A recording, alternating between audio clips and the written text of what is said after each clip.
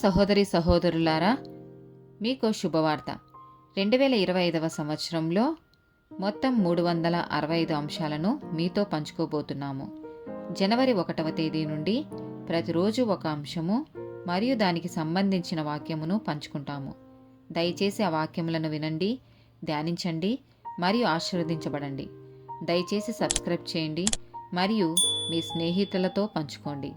ధన్యవాదాలు.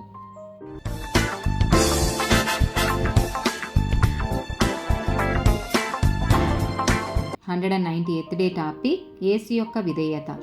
మత్తయి సువార్త 3వ అధ్యాయము 15వ వచనము.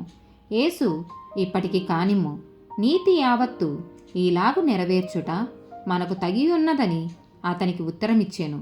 గనుక అతడు అలాగూ కానిచ్చెను. మత్తయి సువార్త 26వ అధ్యాయము 39వ వచనము. కొంత దూరము వెళ్ళి సాగిలపడి, నా తండ్రి, సాధ్యమైతే ఈ గిన్నె నా యొద్ద నుండి తొలగిపోనిమ్ము, అయినను నా ఇష్టప్రకారము కాదు, నీ చిత్త ప్రకారమే కానిమ్మని ప్రార్థించెను. యోహాను సువార్త 5వ అధ్యాయము 30-36 వచనాలు. నా అంతటా నేనేమీ చేయలేను, నేను వినున్నట్లుగా తీర్పు తీర్చుచున్నాను.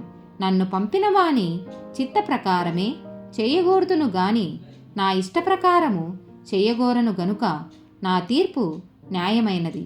అయితే యోహాను సాక్ష్యము కంటే నాకెక్కువైన సాక్ష్యము కలదు.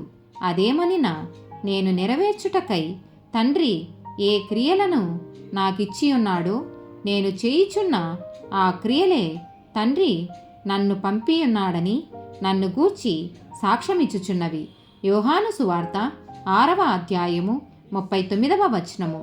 నా ఇష్టమును నెరవేర్చుకొనుటకు నేను రాలేదు, నన్ను పంపిన వాని చిత్తము నెరవేర్చుటకే పరలోకము నుండి దిగి వచ్చి తిని. యోహాను సువార్త 8వ అధ్యాయము 29వ వచనము. నన్ను పంపినవాడు నాకు తోడైయున్నాడు, ఆయనకిష్టమైన కార్యము నేనెల్లప్పుడూ చేయుదును గనుక ఆయన నన్ను ఒంటరిగా విడిచిపెట్టలేదని చెప్పెను. ఫిలిప్పీలకు రాసిన పత్రిక 2వ అధ్యాయము 8వ వచనము. మరియు ఆయన ఆకారమందు మనుషుడుగా కనబడి మరణము పొందునంతగా, అనగా శిలువ మరణము పొందునంతగా విధేయత చూపిన వాడై తన్ను తాను తగ్గించుకొనెను. హెబ్రీలకు రాసిన పత్రిక 5వ అధ్యాయము 8వ వచనము. ఆయన కుమారుడై ఉండియు తాను పొందిన శ్రమల వలన విధేయతను నేర్చుకొనెను. రోమీలకు రాసిన పత్రిక 5వ అధ్యాయము 19వ వచనం.